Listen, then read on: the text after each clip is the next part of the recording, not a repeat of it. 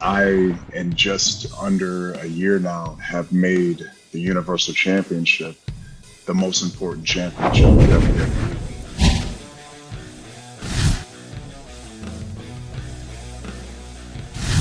What's up, everybody? Welcome back to another episode of Out of Character with me, Ryan Satin.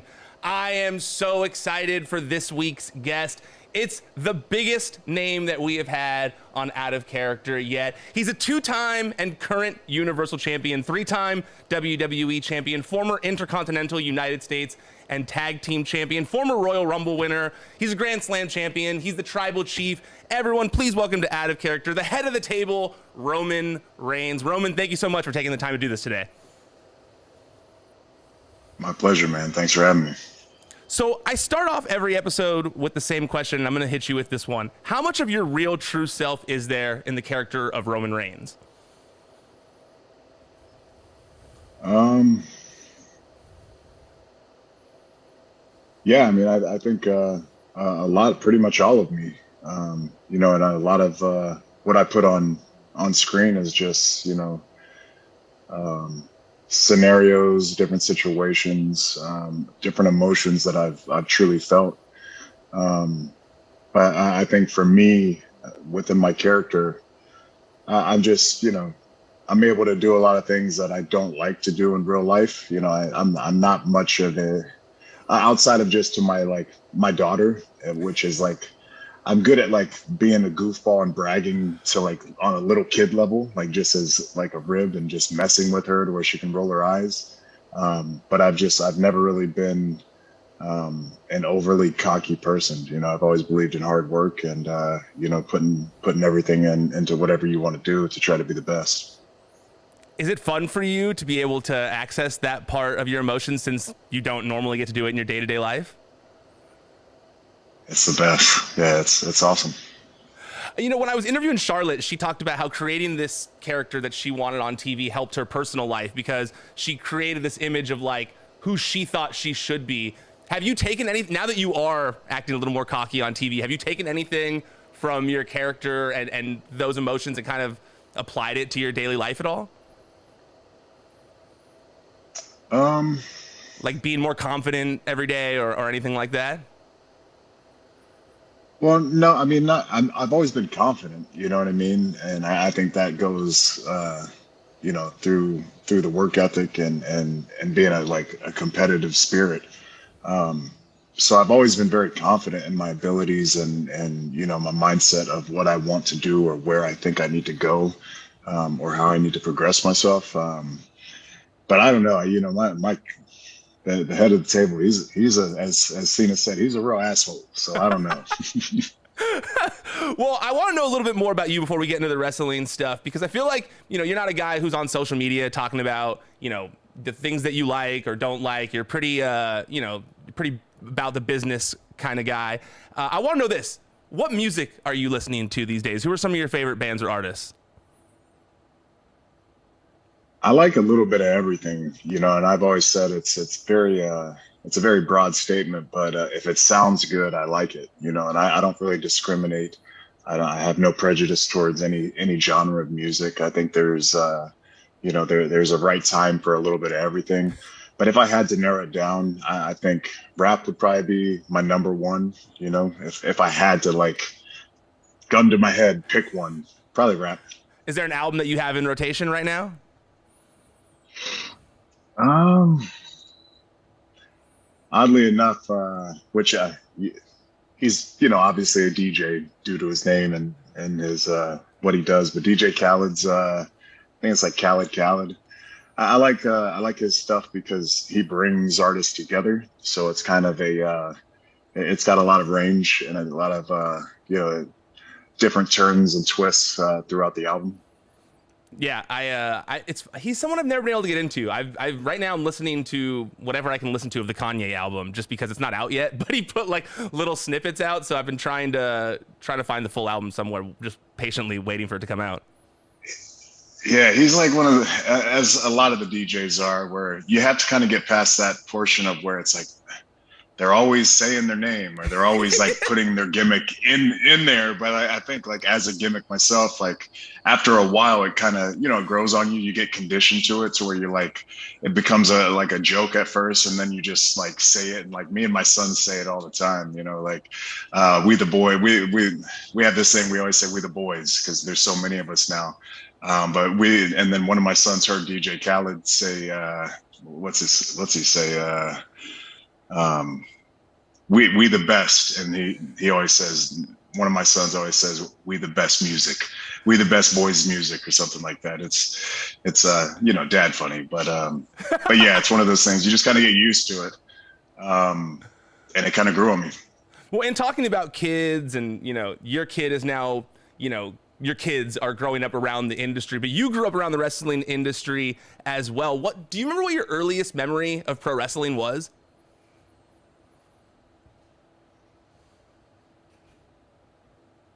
I don't know. I don't know if it's like just as I gotten older and like I built so many different memories, but I've kind of lost a few of them. And when I see those pictures of me with Hulk Hogan or Macho Man, I don't really remember them that well. I don't even remember. I had to be probably 3.5, 4-ish, I would say.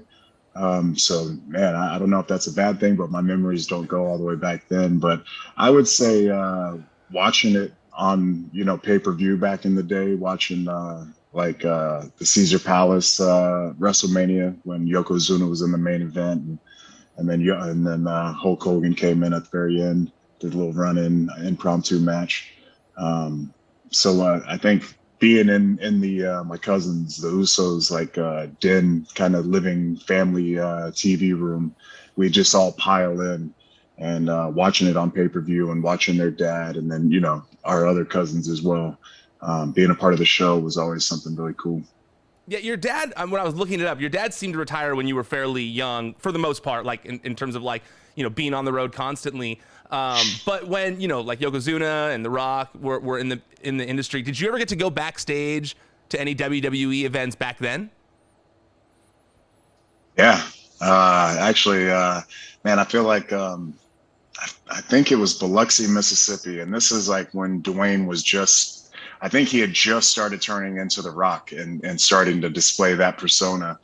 And I remember seeing him, and man, I couldn't have been, I was young, like early teens, and I was with the twins, the Usos' younger brother, who was about 1.5 years younger than them, and we're just kind of walking out of catering, and here comes Dwayne, and man, he was just super nice. This was the first time I think I ever met him, and kind of real loud, and just a huge hello, and a big hug and a big greeting. And then later on, we were just sitting on like one of the cargo crates, one of the backstage set crates, and we didn't even realize we were right in front of the set, and like within sitting there for like 30 minutes or so waiting on their dad, Dwayne was actually doing a promo on the backstage set right in front of us. So it was pretty funny that we didn't even realize like what was about to take place in the next couple of decades, and how big he was going to get. But man, from the very beginning, he was family. Because like you said, you were a teenager at that time, and with me, I grew up in the Attitude Era as well, so I know just how popular wrestling was back then. Did people even believe you when you said that you were related to The Rock? Like he was like a part of pop culture at the time. He still is, but then he was like just blowing up. Was it like, I feel like if I told people when I was in middle school that I was related to The Rock, they wouldn't have believed me. They would think I was lying. Did people believe that you were related to The Rock? Yeah, I mean, our family is so big that it wasn't even like just singling out Dwayne. You know what I mean? Like, I mean, we have so many, former professional wrestlers and sports entertainers in my family that everybody just knew. And I'm from a small, little beach town, Pensacola, Florida. So everybody knew, who our family was, our last name, and everything that came along with it within the wrestling legacy. Did you feel like you had to be tougher when you were younger because of that? Because everyone knew you as like the wrestling family, that you had to live up to that? I don't think I felt like a pressure to be tougher. I'd like to think I was a pretty tough kid. I mean, growing up in Pensacola, there's only a couple things to do outside of going to the beach, and that's playing sports and football. I started playing that when I was 7. I played baseball my whole life. I was a full, like a full calendar year sports player, so athlete. Um, so I think just that mentality of playing football and then having that competitive streak and then also developing a killer instinct, um, that allowed me to be as tough as I needed to be. So let's get to the big topic here. I want to know, what do you think about John Cena coming back for a match against you at SummerSlam? I think it's a brilliant idea. If I was him, I'd do the same thing. If I had a couple movies to promote, you know what I mean, and I wanted to make an impact, I'd find the biggest star in sports entertainment, and I'd try to pick a fight. So I think it's a very clever, very business savvy idea he had. It's just not going to go the way he wants it. How much would you say that you've grown as a performer since the last time you and John faced off? Oh, tenfold. Totally different people.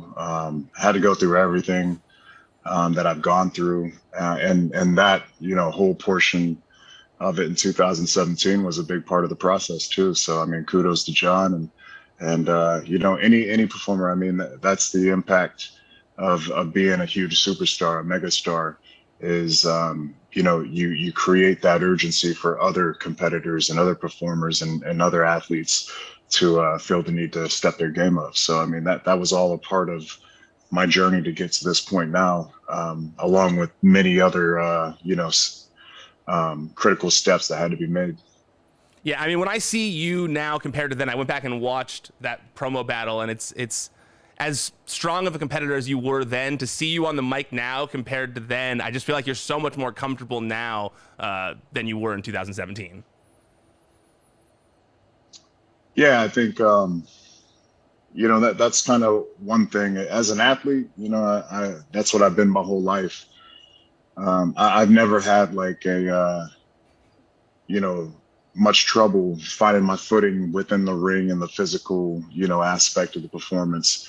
But I think, like anything, finding your voice is it's a whole different monster, and it's probably more difficult, especially when you're dealing with a very large scale public speaking scenario like we do, being on a Friday Night SmackDown or a Monday Night Raw, doing it in front of millions of people, and then a whole globe of people watching. It can be intimidating at times, but I think with everything, you take your experiences, you take that passion to get better at anything that you're doing, and that drive to be the very best, and hopefully you can make some waves and gain some ground and get better at it. I think that what you just said right there about, everyone watching you and just kind of like, having to get comfortable in there.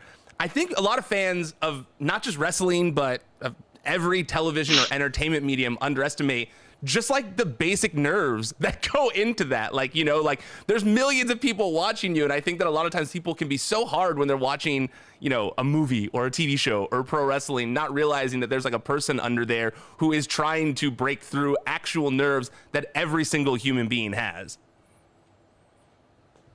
Yeah, I mean it's very real. Like within the Olympics, have been going on for the past couple of weeks. Just watching these athletes, conduct interviews after, even the ones that are very well spoken, they kind of say the same stuff. You know what I mean? And a lot of it's great stuff. Giving praise to God. It's all very important stuff.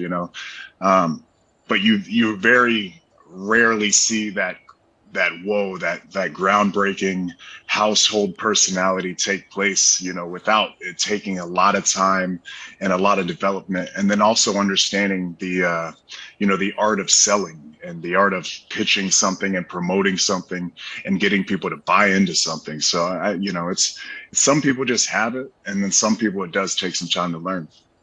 Yeah, I absolutely. And I think that, charisma is not something that, like, when I do this, like when I'm not filming this show, I feel like I'm very talkative. I have no problem coming up with something to say. But when I'm placed with the top guy in WWE, who's the Universal Champion, sometimes I can find myself just kind of like being a blubber of words sometimes. So I totally get that. Like there's always those nerves that are going to be behind you. Do you think that beating John Cena is important in terms of continuing to establish the dominance of your head of the table persona? Yeah, I think so.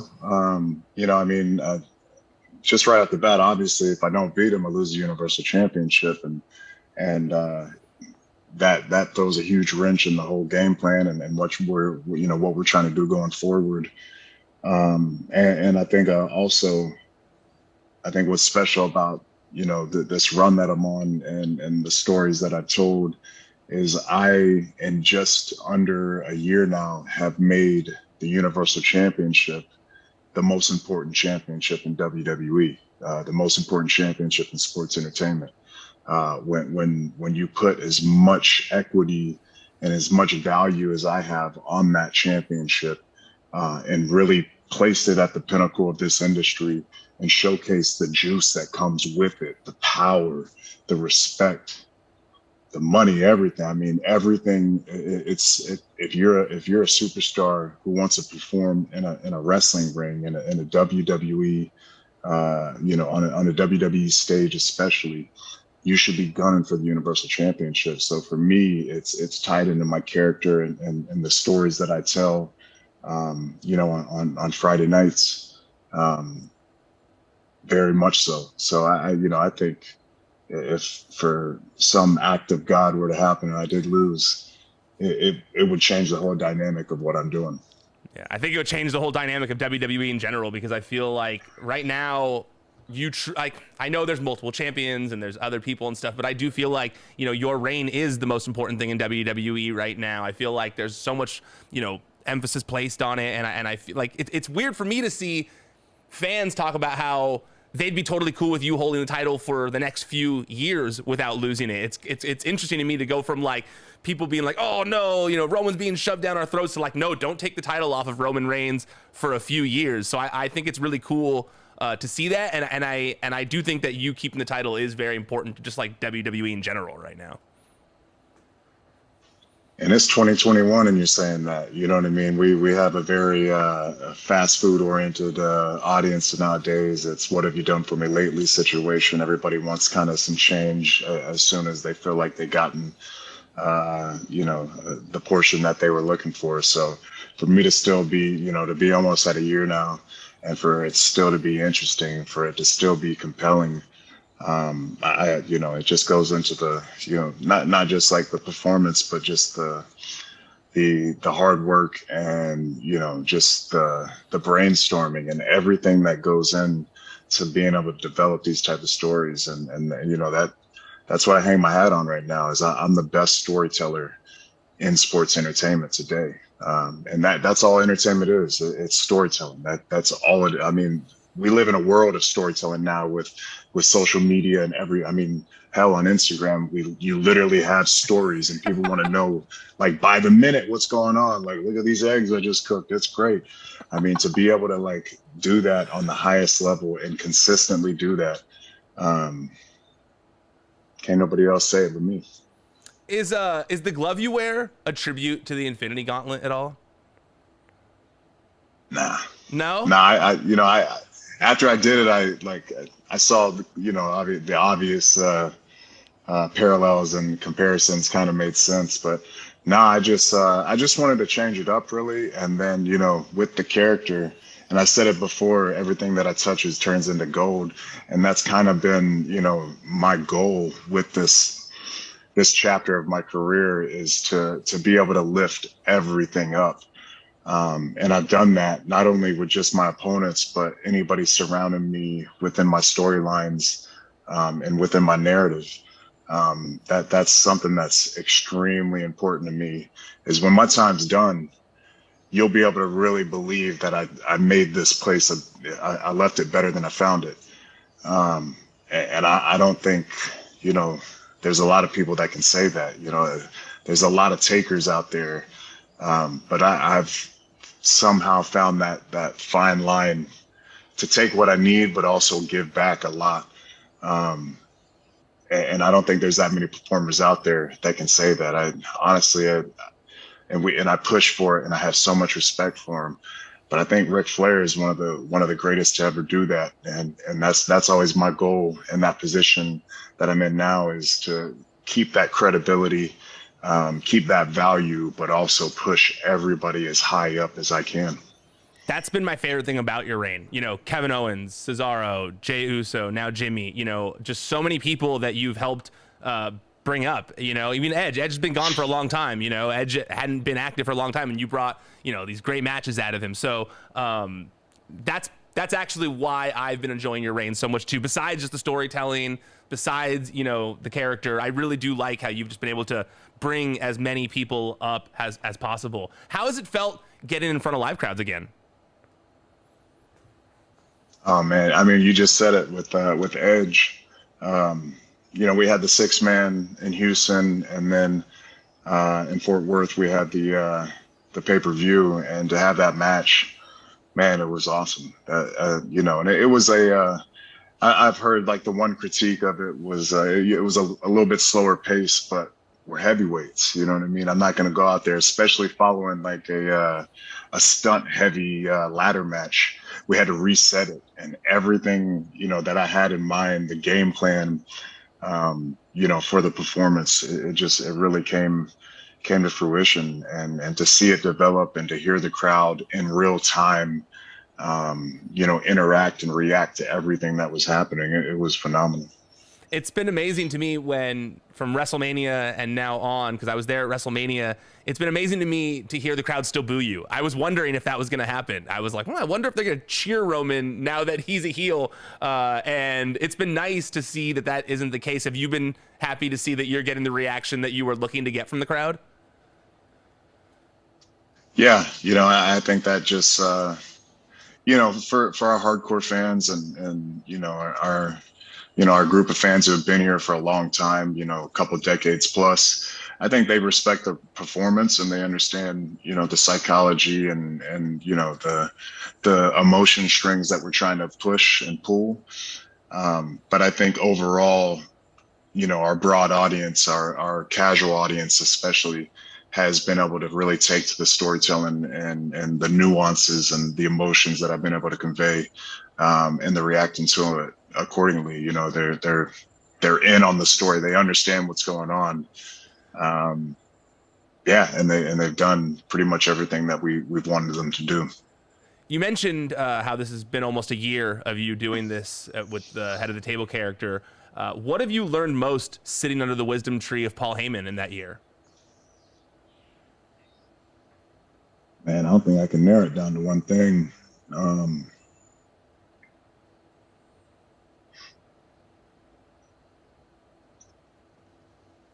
there's so much, to be honest. I'll just leave it at that. I'm gonna leave it real broad, uh, because only the tribal chief gets special counsel from Paul Heyman. So I can't share all that. You know, we will have to. We're not fully out of character because, like I said, a lot of the character is me.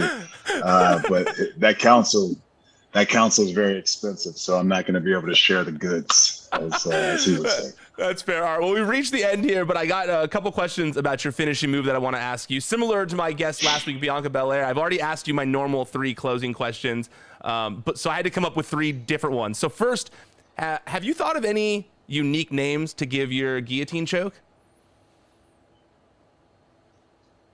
No, you know, especially something so mainstream like a guillotine.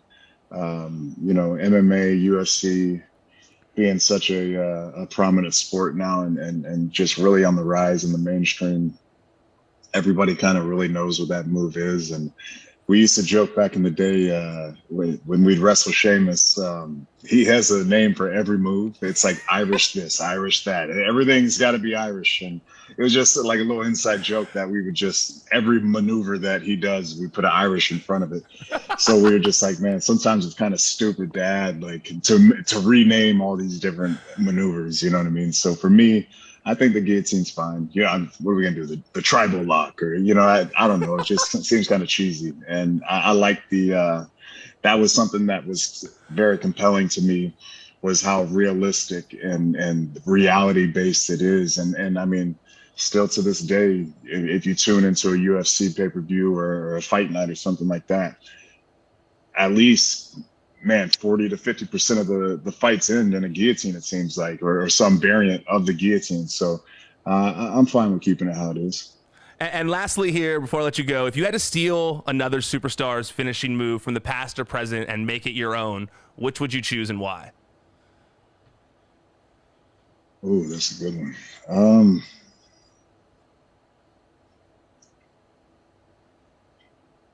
Well, is it stealing when you're on top? You know what I No, mean? it's If not you stealing can, when you're on top. is that stealing, or is that like paying tribute? Or if they're no longer, either with us or performing, is it really stealing? So I don't know. I can't narrow it down to one, but if you tune into SummerSlam, maybe you'll see a few new ones. Maybe you'll see, at least for me and my usage. But yeah, tune in because you're gonna see a few new things out there. Yeah. I'm gonna have a good time whooping John Cena's ass. So I'm just gonna bust out new moves because I'm gonna be in control, smashing that fool anyway. So why not? Well, I will definitely be watching SummerSlam. Can't wait to see it. And thanks again. I really appreciate you doing the show. It's always cool chatting with you. My pleasure, Ryan. Thanks for having me, man. Have a good one. That was the head of the table, Roman Reigns, the Universal Champion. Like he said, make sure you watch him at SummerSlam. I don't know this. I'm not a spoiler person like Paul Heyman, but I have a feeling he's going to destroy John Cena, like he said. I think that's just my guess. That's my prediction. That's what I'm going with here. But until SummerSlam, make sure in the meantime that you go subscribe to this podcast on all the podcast platforms or whatever podcast platform you listen on, whether it's Apple Podcasts, Spotify, something else. Make sure you go on there and you subscribe to this show. Also, if you can leave a review or a rating, do that too. It helps us out, helps other people find the show, and it makes me happy. So please go do that as well. And also subscribe to our YouTube channel. That's where you can find the video of this show every week, clips of WWE content, and a lot more. Also, follow us on social media. It's at WWE on Fox. Okay, that's it. I'm done. Officially tapping out for now. Until next time, I'm Ryan Satin, and this is Out of Character. Download the all-new Fox Sports app now.